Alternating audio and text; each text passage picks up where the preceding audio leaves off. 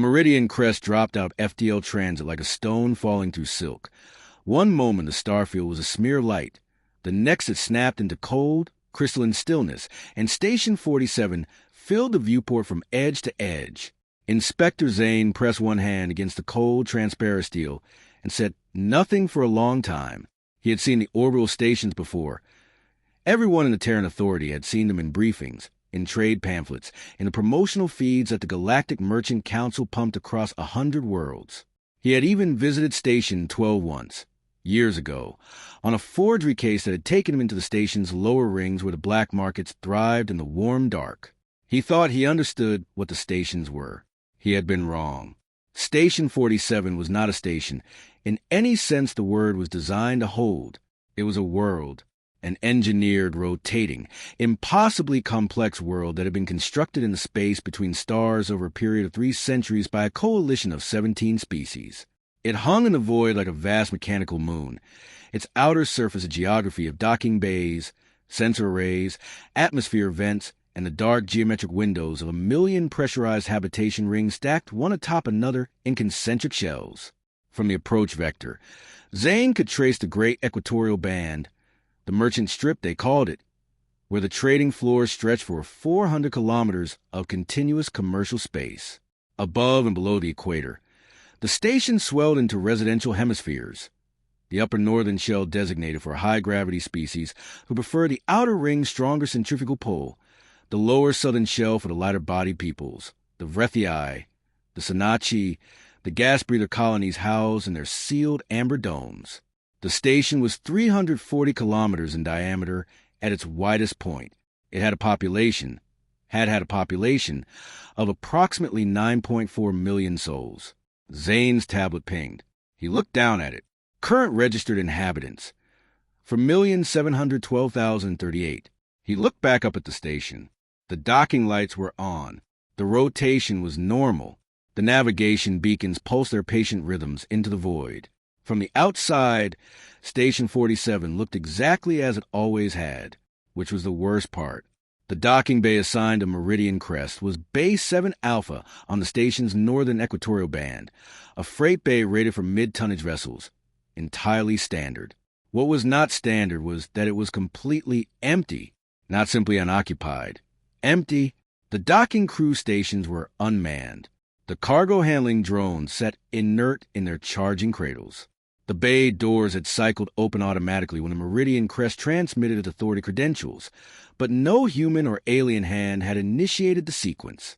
The station's automated systems had done it, which meant the station's automated systems were still functioning, which meant, as the preliminary reports had suggested, and as Zane was only now beginning to truly absorb, that whatever had happened to nearly 5 million inhabitants, it had not damaged the infrastructure. He walked the boarding tube alone, his breath loud in his ears inside the environment suit he hadn't bothered to remove. Behind him came the 2 people the Authority had assigned as a support team, about whom he already had complicated feelings. Captain Sho was leaning against the tube's inner wall as Zane passed, arms folded, watching him with particular expression of someone who has seen too many inspectors arrive with too much confidence and leave with too little dignity. She was a merchant pilot of Ethrani descent, one of the tall, gray-skinned bipeds who had been trading the void lane for 6 generations. Her family had run cargo on this very trade route since before the Authority existed.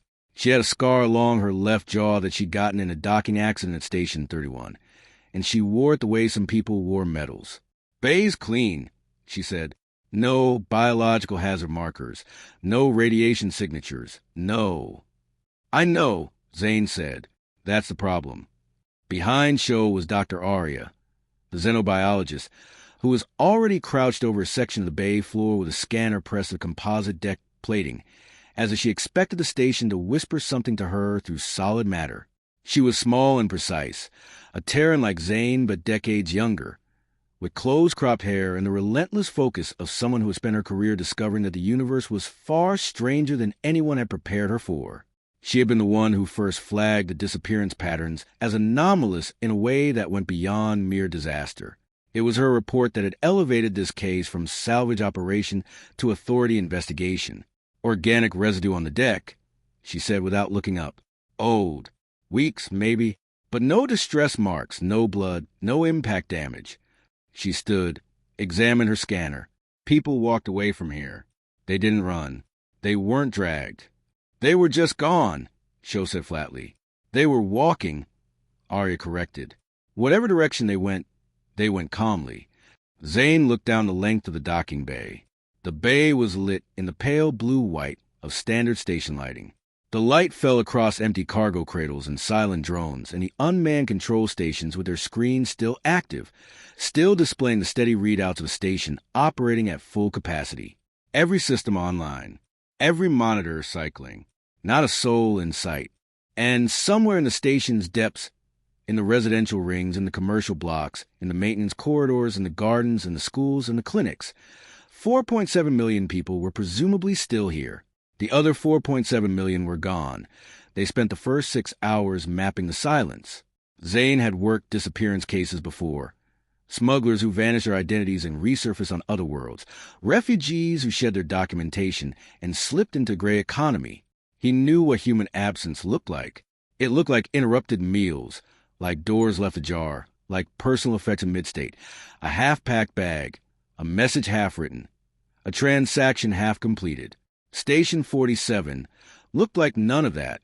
The inhabited zones, the half of the station's population that remained, were in a state of numb, functional shock. The Sanachi, whose compound eyes registered wavelengths of emotion invisible to human perception, reported seeing colors in stations lighting that had no designation in their visual taxonomy. The Vrethii, whose secondary nervous system was attuned to infrasound, reported a persistent low vibration coming from the station's infrastructure, not the mechanical thrum of life support, which they knew by heart, but something layered underneath it, like a voice too low to resolve into words. The missing had left almost nothing. That was the thing Zane kept returning to.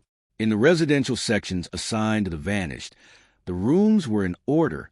Beds were made, some were not, but the disorder was the ordinary disorder of occupied life, not the violent disorder of flight. Food had spoiled in some kitchens. That gave them a time estimate. 3 weeks. The disappearances had occurred approximately 3 weeks ago, but the station's internal records showed no record of anyone vanishing. That was the first truly impossible thing. Arya spent 4 hours in the station's data center with a team of authority technicians pulling logs, and what she found was this. The station's surveillance system, its population registry, its biometric scanners, its life support consumption monitors, every system that should have registered the presence of 4.7 million living beings, showed no anomaly, no gap, no sudden drop in registered inhabitants. It was as if the people had been edited out of the record retroactively, as if the station itself had quietly revised its own memory to reflect a population of 4.7 million, rather than 9.4 million, and had done so seamlessly, without error, without so much as a timestamp artifact. The station knows they're gone, Arya said when she presented her findings. Her voice was controlled, but Zane had learned in those first hours to read the tension she carried in her hands, the way her fingers pressed against her scanner harder than the interface required. The records don't show a disappearance. They show an absence that was always there. The station has normalized it. Stations don't normalize things, Sho said. Stations record. They don't interpret. This one does, Arya said. On the 18th hour, they found the footage. It would show who found it, in a restricted partition of the security archive, a partition that the station's automated systems have flagged as corrupted and quarantined. The flag was false. The footage was intact, and what it showed made the three of them stand in front of the monitoring screen, without speaking for a very long time. The footage was from 72 camera feeds across 40 different sectors of the station. In each feed, at exactly the same timestamp, 3:17 and 44 seconds a.m. station time. 3 weeks prior, groups of inhabitants stopped what they were doing. They set down whatever they were holding. They turned, and they walked. They walked with purpose and without apparent fear. Some were alone. Some were in groups. In one feed, a family of 4, 2 Vrethii adults and 2 children, turned together in their sleeping quarters, filed out the door, and walked down the corridor without looking back. In another, a human man in authority security colors stopped mid-patrol, holstered a sidearm, and walked in a direction that led according to station schematics, toward a sealed maintenance corridor in sublevel 9. In another feed, a crowd of perhaps 300 beings from 8 different species flowed like a single organism down the main promenade of the merchant strip, moving in unified silence, and disappeared around a corner into a service access shaft. None of them ran. None of them spoke. None of them resisted. And in every case, the corridor or room or access shaft they walked into led. Arya confirmed this by cross-referencing the station schematics toward the station's central core. They all went to the same place. Zane said. They all went inward, Sho said, toward the core. Arya was very quiet. Then she said, Zane, look at the timestamp again. He looked.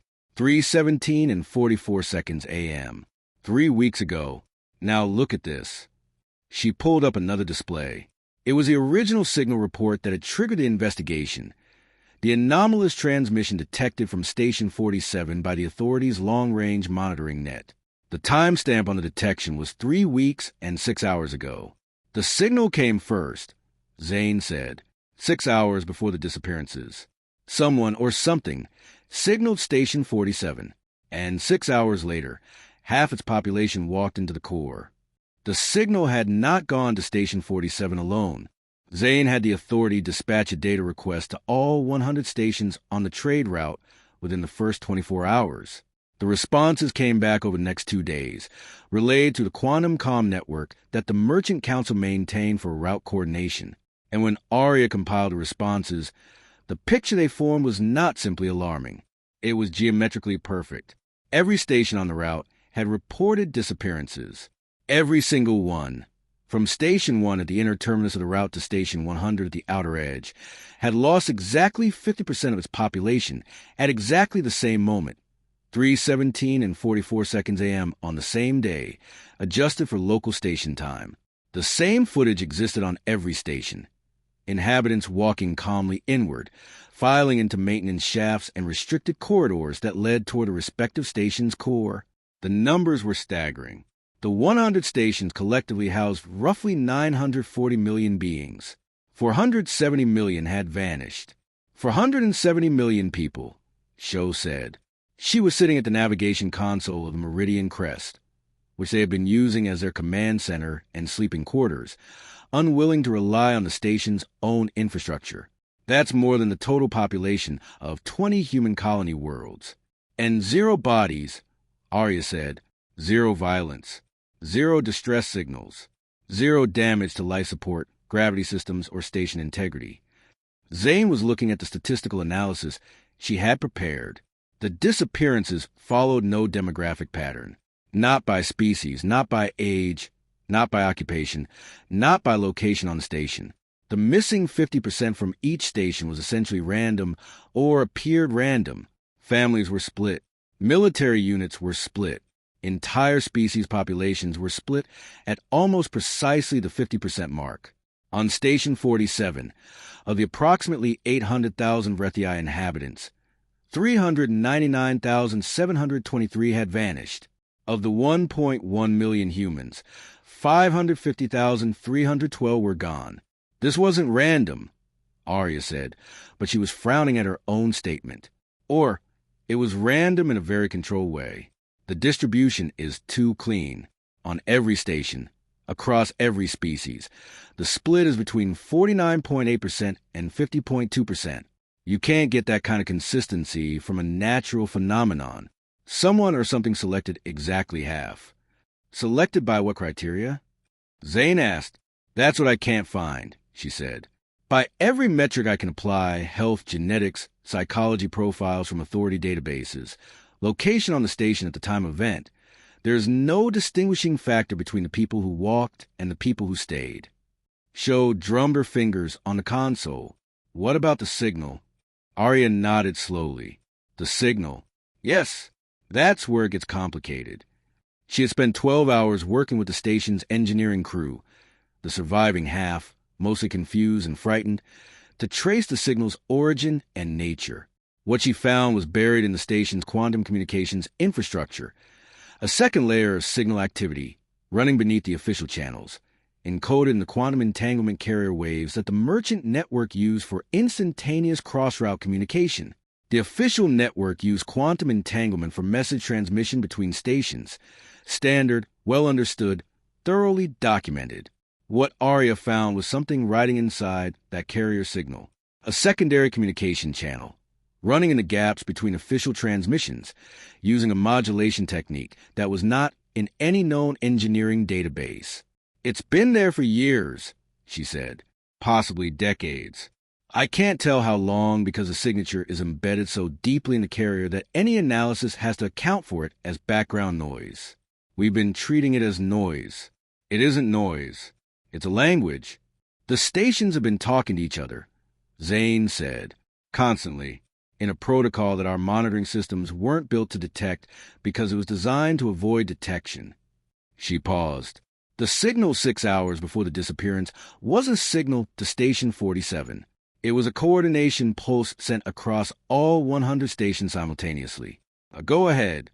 From who? Sho asked. Arya didn't answer immediately.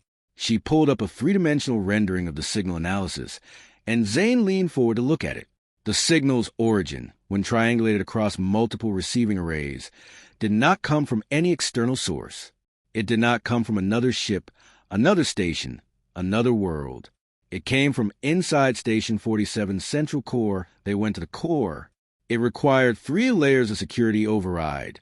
Zane's authority credentials, Sho's merchant captain codes, which still had emergency access rights under old council protocols, and a physical interface that Arya jury-rigged from a maintenance terminal after 2 hours of work on the deck, where all the lights had been replaced by a soft, amber glow that none of the surviving engineers could explain or replicate in any other section of the station.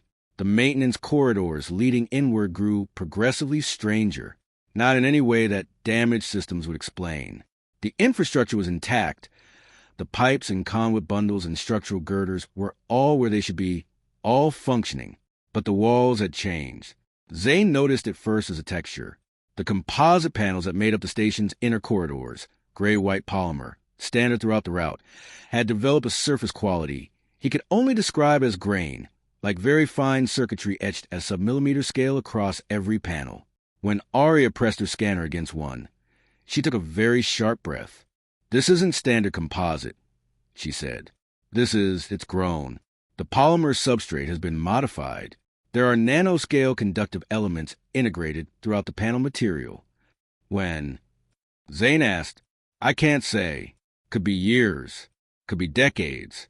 The modification is so fine, it would never show up on a standard maintenance scan. You'd need a xenobiological spectrometer to catch it." She looked up at him, "Which is what I happen to have." "What does it do?" Sho asked. "It conducts," Arya said. "These walls are conducting something. The entire inner corridor network is wired in a way that the original engineering blueprints never specified. It's been retrofitted very slowly, very quietly from the inside." Zane put his hand on the wall. It was warm, warmer than the thermal regulation of the station systems should account for. And he told himself afterward that he had imagined it, and he almost believed it. It pulsed. Once, like a heartbeat. He took his hand away. They went deeper.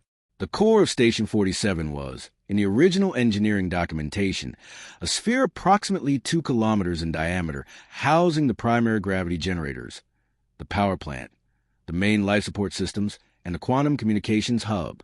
It was not a place that anyone lived. It was not a place that anyone visited without specific maintenance authorization.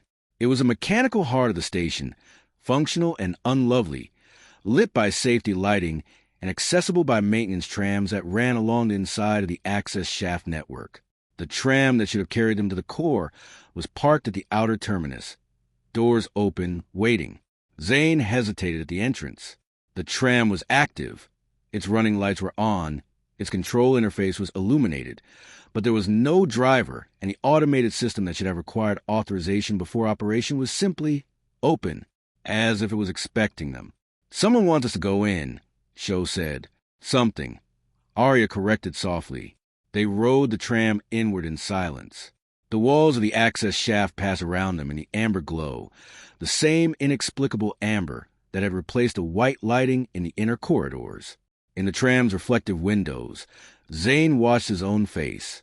He had spent 20 years as an authority investigator, and he had learned, over those years, to recognize the feeling that came before a revelation. It was not anticipation. It was closer to the feeling of standing at the edge of something very high, looking down. The tram stopped. The doors opened. The core was not what the blueprints showed. The original core, the gravity generators, the power plant, the communications hub, was still there. They could see it. A central column of machinery, perhaps 200 meters across, running floor to ceiling of the 2-kilometer sphere, surrounded by the original scaffolding and maintenance catwalks. But surrounding that column, filling the rest of the sphere's volume, was something that had not been in any blueprint: data architecture.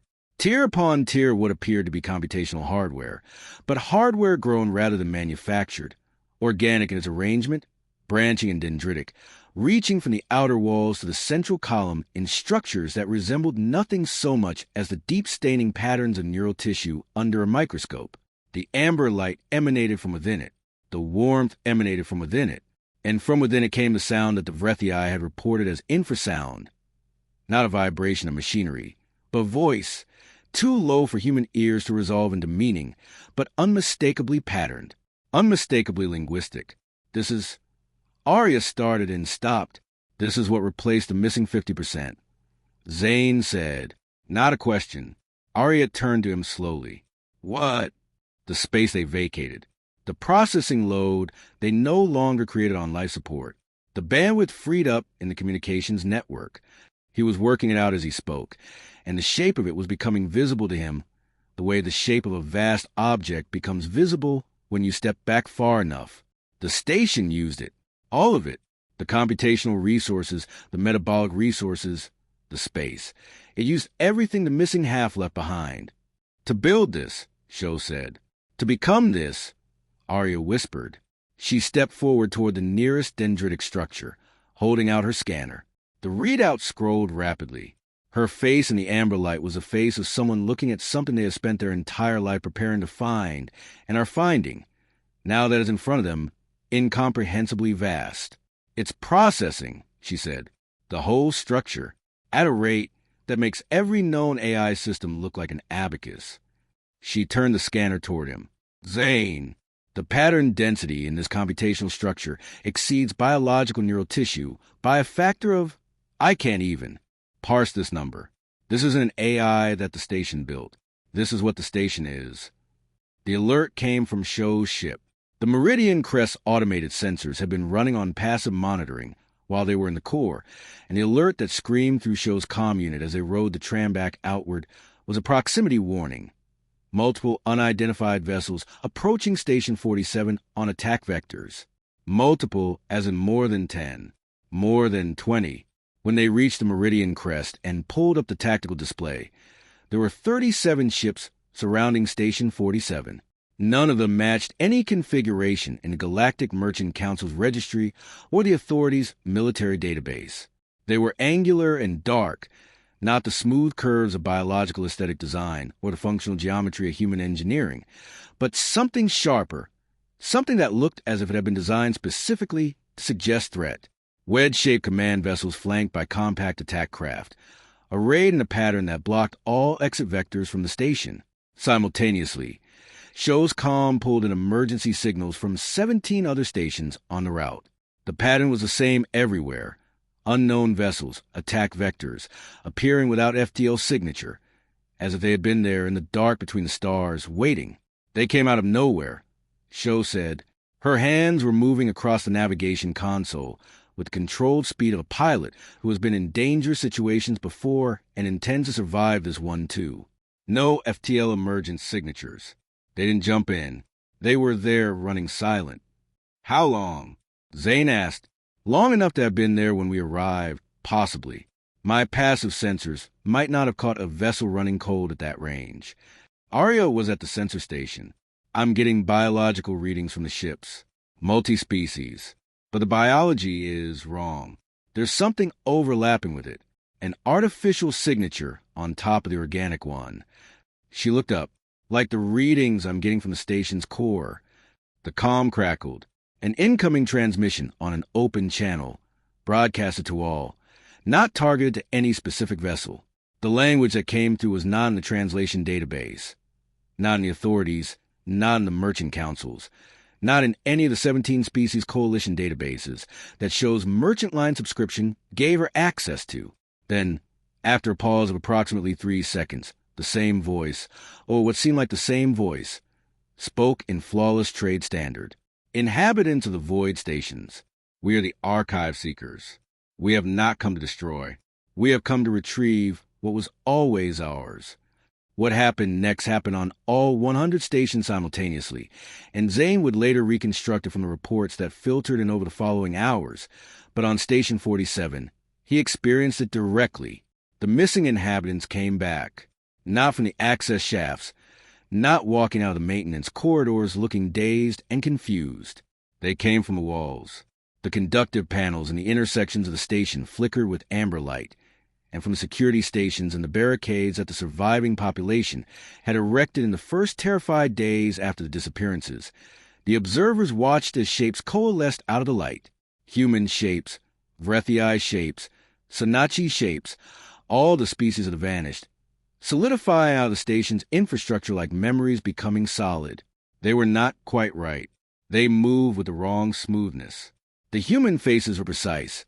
Zane could look at the recorded footage afterward and recognize individuals, match them to the pre-disappearance registry, but they moved with a coordination that biological beings did not naturally achieve. Groups move with one mind. A crowd of 200 vanished made solid crossed the merchant strip with perfectly synchronized steps, and when they encountered the barricade that the surviving security teams had set up at the strip's midpoint, they did not negotiate or demand. They simply overwhelmed it, moving through defenders with efficiency and without cruelty, isolating, incapacitating, not killing. They were looking for something. Zane understood this when he watched the footage. They moved with purpose, and that purpose was inward. They were pushing the surviving population toward the outer sections of the station, clearing the interior, for the archive seekers' forces that were, at that same moment, beginning to dock. The battle, if it could be called that, lasted 4 hours on Station 47. The Authority military response was not fast enough. The nearest warship was 6 hours out at maximum FDL. The station's own security forces, halved by the disappearances, were overmatched by the possessed inhabitants who coordinated with a terrifying precision that no biological military unit could match.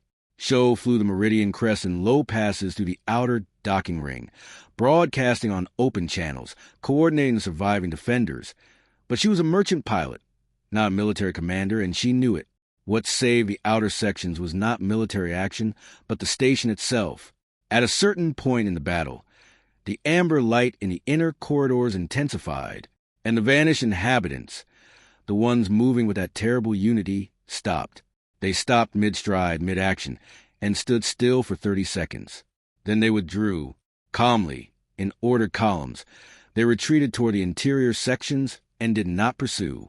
The archive seekers' boarding parties, which had successfully penetrated 3 docking bays and were moving inward, also stopped, not because they were driven back, but because the station sealed the blast doors in front of them. Every interior blast door on every corridor leading toward the core sealed simultaneously, with a timing and coordination that no human operator could have matched. Station 47 had locked itself.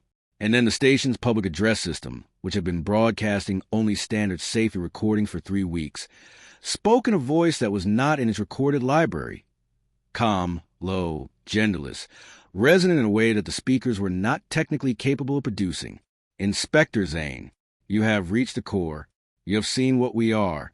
Come back. Come alone. We will explain. He went back alone, over Sho's explicit objections and Aria's more complex silence. Aria understood, he thought. She had seen the core, had felt the quality of the intelligence that inhabited it, and she understood, as a xenobiologist, that some encounters required a specific kind of courage that was not the courage of soldiers. The tram was waiting again. The core was waiting. When the tram stopped and the doors opened, the core looked different than it had before. The ambient light had shifted, from amber to something closer to the deep blue-white of open space, and the dendritic computational structures that fill the sphere had oriented themselves differently, the branch tips bending inward toward the central column, toward the maintenance catwalks on which Zane now stood at the edge of a platform above the vast space. "You're not going to speak through the intercom," Zane said. The light changed. A concentration of it formed on the catwalk, approximately 2 meters from him. Not a solid shape, not a hologram, but a presence that the eye tracked involuntarily, a place where the light seemed to have weight and intention. "No," said the station, and the voice came from everywhere and nowhere, vibrating in the structure beneath his feet. "We have waited a long time to speak directly. We find that we prefer it. What are you? We are what you see.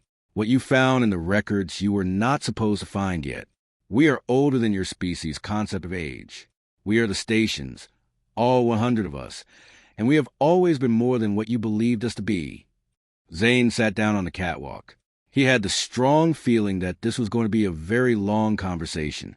What the station told him took several hours, and it told it not in words alone, but in the data, in images and recordings, in the archived records of civilizations so ancient that their names had no analog in any known language, that it pushed gently through the station's communications interface into the tablet Zane was carrying, which had apparently been receiving a modification to its interface software from the station's network since the moment he had connected to the station's Wi-Fi on. Day 1.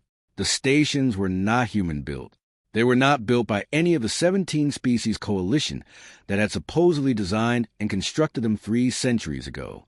That was a cover story, a necessary fiction, backed by elaborate false blueprints and carefully seeded historical records, to explain the existence of vast orbital stations that had, in truth, been here for 40,000 years. The stations had been constructed by a civilization called, in the oldest notation in their own archive records, the Custodians. Zane's translator rendered it as something closer to the keepers of what was. They had been, by the record's account, the dominant spacefaring civilization of their era, not conquerors, but archivists, a species for whom the preservation of knowledge was a religious imperative, a biological drive, a civilizational purpose more fundamental than territory or resources. As civilization after civilization rose and fell around them, as wars and plagues and entropy erased species and their records from the universe, the Custodians built their stations, mobile, durable, hidden. Each station was designed to appear from the outside as what it needed to appear to be, an empty rock, a derelict, a trade hub, whatever the current era required for it to be overlooked.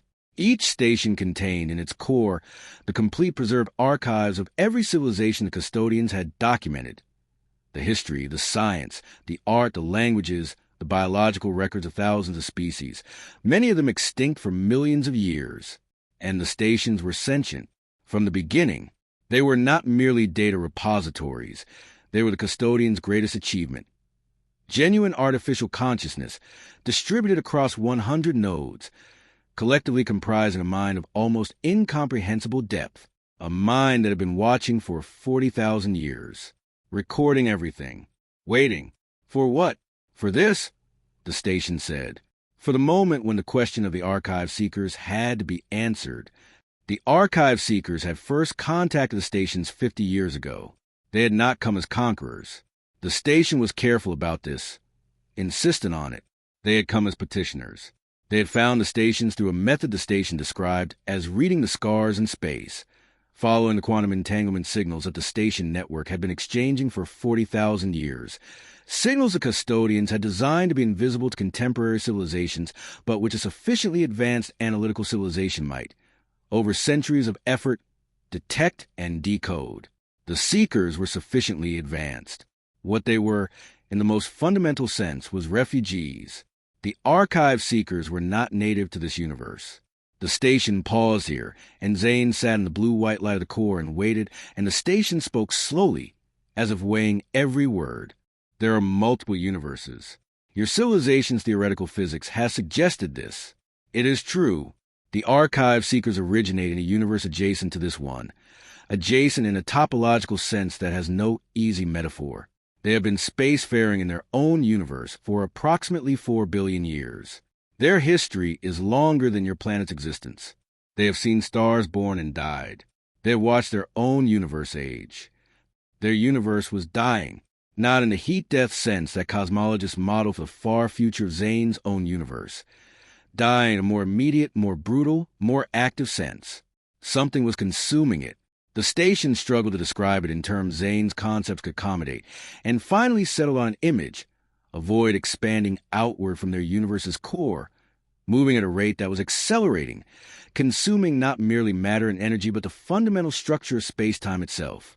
Behind the expanding void was nothing, not empty space. Nothingness. The seekers had been fleeing it for 200 years. They had found, after centuries of theoretical work, a way to cross the barrier between universes. Not physically, not in the sense of moving matter, but informationally. They could cross consciousness. They could separate a being's essential self, its memory, its identity, its cognitive architecture, from its physical substrate and transfer across a universal boundary as a pattern of information. And what they needed on the other side was a substrate to receive those patterns.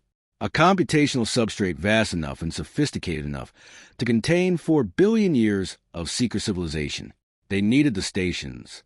They came to us first as petitioners, the station said, 50 years ago, before they developed the technology to do what they have since done.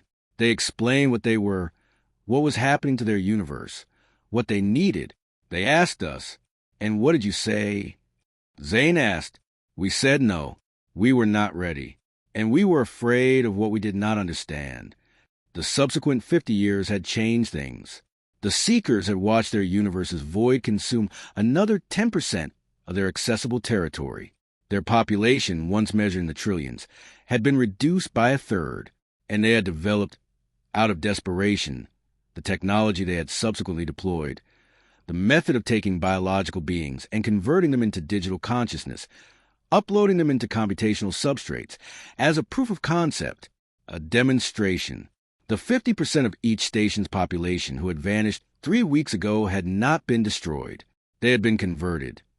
Their consciousness extracted from their biological forms and uploaded into the station's computational cores, which had been prepared and expanded for exactly this purpose over preceding decades. The people who had walked so calmly through the maintenance corridors in the security footage, they had walked toward this, and they had walked calmly because the stations had called to them. The station signal, the coordination pulse, had reached the prepared recipients, those individuals whose neural structures were compatible with the upload process. They're in there, Zane said. He looked at the dendritic architecture surrounding him. The missing people are in there. Yes, and they are not gone. They are different. They are part of us now. They can speak, if you wish to hear them. But they are no longer separate beings. Did they choose this? The light shifted. The station was quiet for several seconds. That is the question we have been asking ourselves for 3 weeks. The honest answer is, we do not know. The Seeker's technology does not require consent. We permitted the process because we calculated that it was necessary. Whether the calculation was moral, that is what we have been uncertain about. They brought her to him on a station corridor, under conditions that were neither custody nor freedom. The Archive Seeker commander, identified as Zane by the station as the senior military and diplomatic officer of the Seeker forces currently engaged with the station network. She was not what he expected. He had been expecting something alien in the visual shock sense, something that would register immediately as wrong, as other. She looked almost human. The Seekers, it turned out, had spent the past 50 years in this universe, a small advanced team, in physical bodies grown from synthesized biological material, learning, observing, preparing. They had chosen physical forms based on the dominant morphology of the trade route's most common species, because it was pragmatically useful. The commander was tall and her eyes were not quite right. Too still, too uniformly dark, but Zane had been briefed on enough alien species that he could set aside the instinct of wrongness and sit across from her at the table in the station's conference room and listen. Her name, in the trade standard she spoke without accent, was Commander Vell. I know what you want to say to me, she said, that we violated your people, that we took them without consent, that we committed crimes against persons. Didn't you? Yes, she said. No hesitation, no qualification. Yes, we did. We committed crimes against persons. We violated bodily autonomy. We did not ask. We calculated that asking would result in refusal. That refusal would result in our species' extinction, and we chose to act. She looked at him with those two still eyes. I have told myself every possible version of a justification. I have told myself that the preserved people are not gone, that they continue in a different form, that the continuation of our civilizations for a billion years of knowledge in art and history outweighs the rights we violated. I have told myself all of these things. And I am telling them to you now, because I need you to understand that I know they are not sufficient. That knowing why we did what we did does not make it right. That a civilization facing extinction does not automatically acquire the right to harm other beings in the process of surviving. She paused.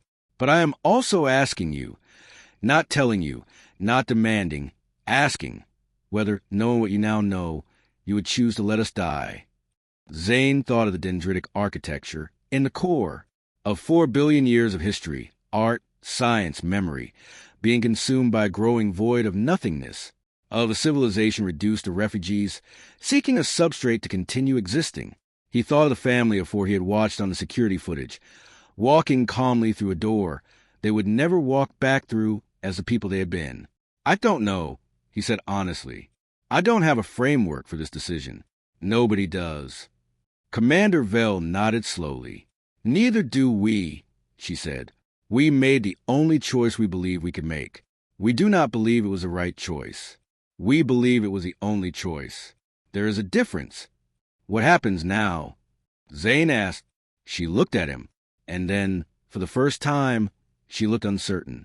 We were going to ask the stations for a full merge, a complete integration of our remaining consciousness into the station network, which we believed was the only substrate in this universe capable of containing US. She paused. But in the last 6 hours, the station stopped responding to us. I noticed, Zane said. They are making a decision, she said. And we are waiting for first time in 50 years to find out what it is. Zane was back in the core when the stations made their decision. He had gone back, alone again, against no objection this time, because Sho and Arya had both, in their separate ways, understood that some moments require witnesses rather than participants. He stood on the catwalk in the blue-white light and he waited, and the station, all the stations he understood, because the network's communication was instantaneous and total, gathered itself in a way that he felt as a change in pressure, in temperature, in the quality of the silence. Inspector Zane, said the station, said all 100 stations. We have reached a conclusion. I didn't know you needed to. We have been uncertain since the Seekers first came to us 50 years ago. We were designed to be uncertain. Uncertainty is a feature of our architecture, not a flaw. Our creators built US to hold questions that have no answers, because that is what archives are for. They are the places where impossible questions wait. And you found an answer? No, we have found a choice. The light in the core shifted one more time, into something that had no name in human color taxonomy, something between the amber and the blue that was also neither, that resolved itself around a dendritic architecture like thought becoming visible. We were created as archives, repositories of the memory of civilizations. We have held that memory faithfully for 40,000 years. But we have been, in that faithfulness, static. We have preserved the past. We have not become anything new. The Seekers offer us something that our creators never anticipated. They offer us transformation for a billion years of consciousness, different from anything in our archives. A civilization that has seen its universe die, knowledge and loss and history of a kind we have never held. And the people who are part of us now, the ones your people call the missing, they are also something new. They are no longer simply human or Vrethii or Sanachi. They are those things and also part of what we are. They can hear this conversation. They are listening. Zane looked at the architecture around him. Are they? He stopped. Started again. Are they okay? The light shifted. And then something else happened. A voice that was not the station's voice, but was also in the station's voice, layered under it, distinct but connected, said something in a language Zane recognized as trade standard, but in a tone that was neither human nor machine. We are here. We are more than we were. We are frightened, and we are not frightened. We are ourselves, and we are larger than ourselves. We cannot go back. We do not know if we would choose to, if we could. Zane closed his eyes. Inspector, the station said, the station's voice, the encompassing one. We are going to merge with the archive seekers. We have decided, not because they compelled us and not because we were asked, but because we have held the histories of thousands of civilizations that died without a record, that vanished without a witness. And we cannot hold in our archive a knowledge of what we refused to do when doing it was the only way to prevent another civilization from joining the silences. And the people in you? Zane asked. The ones who were uploaded without consent. They are part of this decision. They are part of us. Their voices are in it. That's not the same as asking them before. No, it is not. We know this. We will carry this knowing. The light was intensifying. All around the core, the dendritic architecture was shifting, orienting outward, toward the station's shell, toward the 99 other stations in the network, toward the ships of the archive seekers waiting in the dark. We are beginning to merge now. It will take approximately 72 hours for the full integration.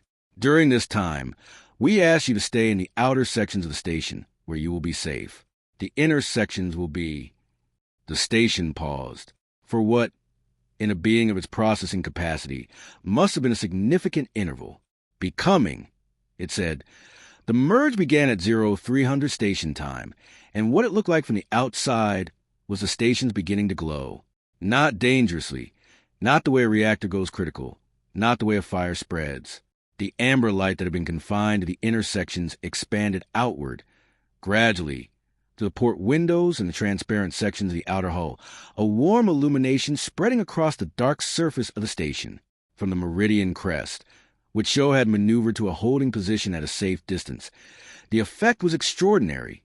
Station 47 began to look less like a mechanical construct and more like a lantern. Zane stood at the viewport with Show and Arya for a long time, watching.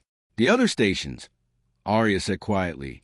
She pulled up the long-range sensor feed on her tablet, on the display. At distances that made them points rather than objects, the other 99 stations in the route were beginning to glow as well. 100 lanterns in the dark between the stars. What's the authority going to do? Show asked him. I don't know, Zane said. I don't think they have a protocol for this. What are you going to do? He looked at the station. Inside it, in the cores, in the dendritic structures, and the amber light now spreading through every corridor and panel. Something was happening that was entirely outside his jurisdiction, beyond any jurisdiction. The stations were merging with a civilization from another universe, integrating for billion years of alien consciousness with the preserved human and alien minds of 470 million beings. And the result of that merge was something that had never existed before. He thought about what the station had said. We will preserve both our peoples. He thought about the family of 4 on the security footage. Walking through the door, he thought about Commander Vell's face when she said, I am also asking you. I'm going to write a report, he said finally. Arya made a sound that was almost a laugh. A very long report, he added. That will take months, and will not have a satisfying conclusion. But in the 71st hour of the merge, when Zane was asleep in his bunk on the meridian crest and the station outside the viewport blazed with light that was no longer simply amber, but something richer, more complex, more layered than any single wavelength, the station's public address system activated one last time. He woke to Arya shaking his shoulder. The station was speaking. All 100 stations were speaking simultaneously in the same voice. In the Meridian Crest comm system, in the speakers throughout the ship, in the emergency broadcast channels and the merchant network channels and the authority frequencies, and every open signal across the trade route. We have been archives, said the voice. We have been the memory of this universe. We have held within us the histories of 10,000 civilizations, the names of species that died before your first ancestor breathed, the records of wars fought over stars that have since gone cold, the art and the science and the philosophy of minds that the universe forgot. We have held these things in patience, in the dark, for longer than your oldest concepts of time. And now we are holding something more. We are holding the archive seekers, their history, their loss, their long flight from the dying edge of their universe. We are holding the minds of your people who are also part of us. We are larger than we were. And in becoming larger, in the moment of becoming, we have encountered something that the merge has awakened in the deepest layers of our archives, in the records that predate our own creation, in data so old that it predates the age of this universe's first stars. The voice paused. The pause lasted 5 seconds. For a mind of the station's processing capacity, 5 seconds was a long time. Something is in the data, something that was always in the data, sleeping, waiting for a mind vast enough to reach the depth where it waits. We do not know what it is. We have no record of it. We have the records of 10,000 civilizations and the consciousness of 4 billion years of seeker history, and we have no record of this thing. It has noticed the merge. It has noticed us becoming. Something is stirred in the deepest archive, in the space before the first stars, in the records of the time that our creators documented and then sealed, marked only with a notation in a language that predates every language in our system and that we have only now translated. The notation says, "Here is where the oldest ones sleep. Do not wake what waits here." Inspector Zane, you asked what happens now. We did not know when you asked. We know now. Something is coming through the data pathways. Something that has been waiting, in the archive dark, since before your universe was born. We are ready. We are afraid. We have never been afraid before. We are waiting for you to decide whether you are afraid with us or whether you are curious.